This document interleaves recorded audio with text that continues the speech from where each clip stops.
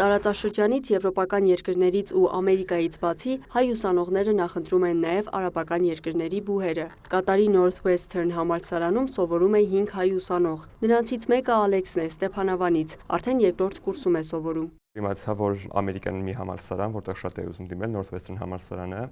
ուներ հատուկ մեդիա ոլորտում կենտրոնացած մասնաճյուղ կատարում, Մերձավոր Արևելքում, եւ որոշեցի, որ ավելի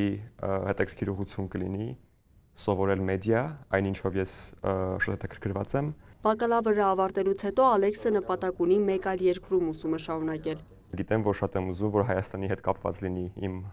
գործը, հետևաբար, եթե աշխատելու լինեմ, կվերադառնամ Հայաստան կամ կաշխատեմ այնպիսի գործերում, որոնք ներգրաված են Հայաստանում։ Համալսարանում լրագրություն է ուսումնասիրում, զուգահեռ նաև մասնակցում է ֆիլմարտադրության դասերի, իսկ հեշտ է արաբական երկրում ապրելը, նշում է։ Ինձ համար մշակութային շատ մեծ շոկեր կային այստեղ տեղափոխվելուց, բայց պետք է նշեմ, որ քանի որ Կատարի այս ակադեմիական մթնոլորտը բավականին բազմազան է եւ այստեղ կան մարդիկ շատ տարբեր երկրներից եւ այս միջազգային համայնքում ես ինձ շատ ազատ եմ զգում, ինձ համար շատ ավելի հեշտ էր այս փոփոխությունը միջավայրի։ Մյուս հայ ուսանողը Մհերն է, Երևանից, սովորում է առաջին կուրսում։ Համալսարանի մասին իմացել էր իր դպրոցից։ Ես դիմել էի, որ դառնայի հաղորդակցության բաժնի ուսանող, բայց հիմա հնարավորություն ունեմ փոխելու ու սովորելու լրագրություն, որը երևի կանեմ։ Դասերը շատ հետաքրքիր է համարում, ապագան պատկերացնում է թե Հայաստանում, թե արտերկրում։ Քանի որ համալսարանը իրականում մի 8 ամիս է տևում, մենք 5 ամիս արդեն Հայաստանում ենք լինում ու ինձ թվում է հիմա արդեն համ Հայաստանում եմ, համ Քաթարում։ Բացի այդ լիքը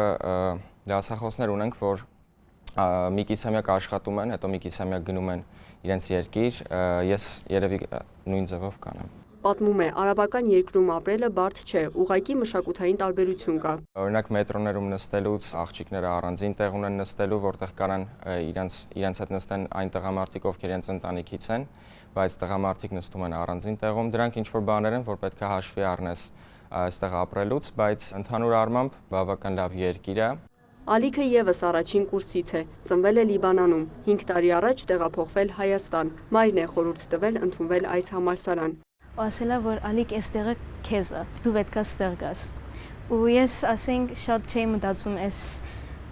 կոմունիկացիայի բանը, բայց երբ որ ստեղ եկա, բան է, որ ես ստեղ պետք է մնամ, այս լավ համալսարանը, էսի իմ տեղն է։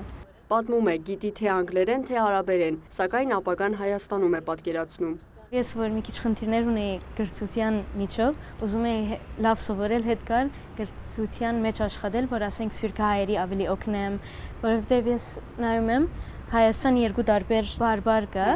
բայց մի բարբարի դպրոցներ կա։ Եվ լիքը սփյուռքահայեր կային, որ ինձնից ավել կամ ինձնից քիչ դժվարություններ ունեին, բայց ուզեն պետք է այդ միջով մտնեն։ Ինչ որ լինի, հետ Հայաստան եմ գալու, որ մեր երկիրը լավացնեմ։ Արին է առաջին կուրսում սովորում, ծնվել է Սիրիայում, 5 տարեկանում տեղափոխվել Երևան, այլ երկրում սովորել փոքրուց է ցանկացել։ Համալսարանի մասին իմացել եմ 1 տարի առաջ, երբ ակտիվ որոնումների փուլի մեջ էի,